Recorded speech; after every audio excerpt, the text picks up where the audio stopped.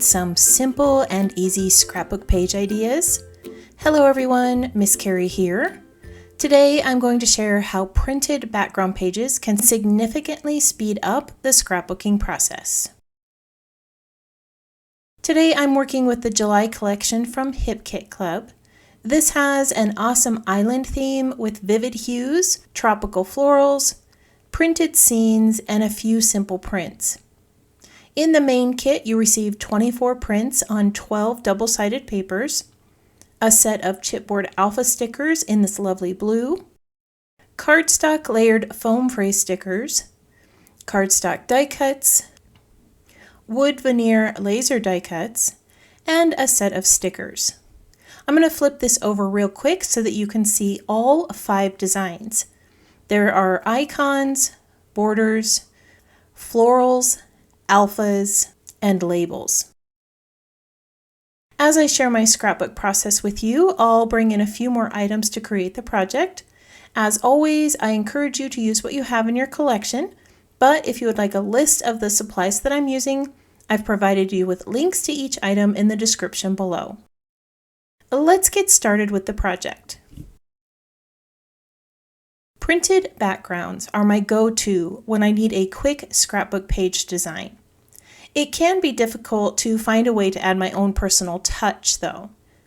I like to start by replicating items that are already on the printed page. For this design, I traced the center hexagon shape onto some printer paper so that I could use it as a template to cut out this island blooms pattern.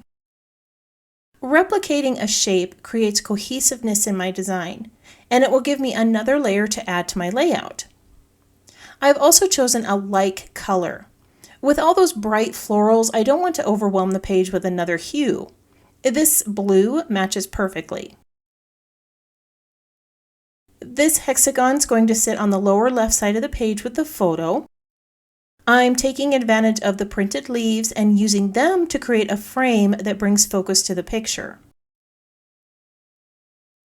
Most printed backgrounds are missing grounding elements, so I'm going to add one with this new scallop fringe die.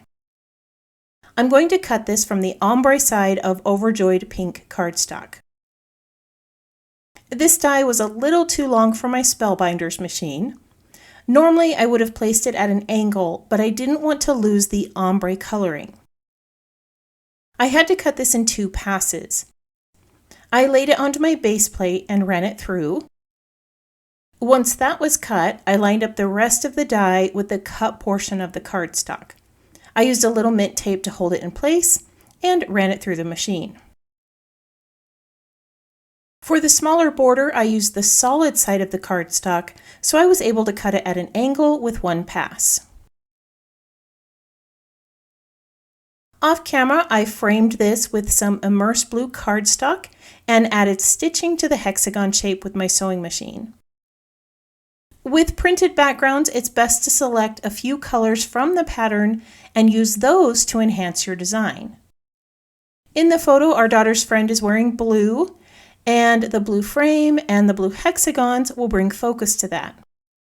I'm using pink for the borders to create a triangular frame with the pink leaves in the background. Printed backgrounds can also lack texture. I have already added some with stitching, and now I'm going to add a little more by curling the fringe border. If you wanted to add some really tight curls, you could loop these with a quilling tool. To bring even more texture to the design, I'm going to stitch some twine through this border. The minute I saw that this had holes in it, I knew it would be perfect for ribbon, embroidery floss, or twine. Once this was stitched, I tucked in the ends and popped it down with foam tape. This does a great job of grounding the page, doesn't it? Most of the time, printed backgrounds require very little embellishing. I like to choose items that will blend with the printed image. I have added a large title over here to the left. It says, "Hello, Summer," and it's surrounded by bright leaves and florals that match the leaves on the printed background. I know that I'll be adding layers behind the title, so I've tucked a carrier sheet behind it to keep it from sticking. The leaves on the pattern paper have already created a frame for me, so all I need to do is add a few more layers. When I'm layering flowers, I try my best to create visual triangles with colors and shapes. You're going to see how a dark pink flower creates a visual triangle with a dark pink leaf and the dark pink on the title. I'll do the same with the yellow, the orange, and the blue elements. As I continue to add these in place, I would love it if you took a moment to tap that subscribe button and let me know that you're new here. If you are already a subscriber, go ahead and let me know that you're enjoying today's project by tapping that thumbs up icon or leaving me a comment below. When I'm working with printed pages from a scrapbook kit, I try to find pieces like this flower here that match the printed background.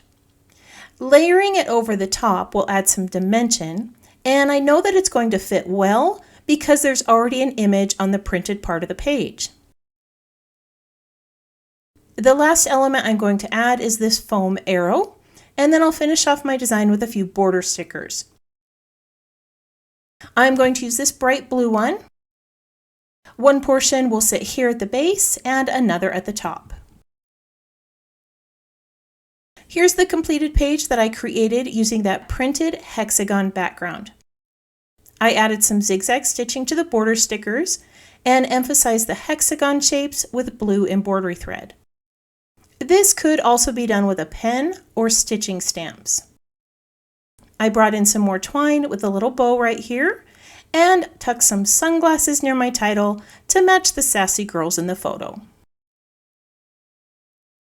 Using printed background pages can significantly speed up the scrapbooking process.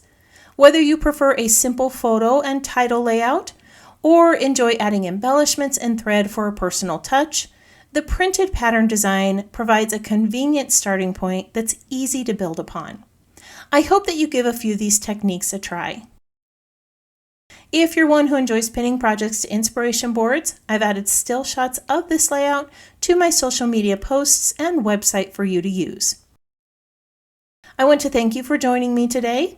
I hope this project inspired you to try something new. If you have any questions about the project or the supplies listed below, feel free to post that in the comments below. I hope you have a wonderful week, and I can't wait to see what you create.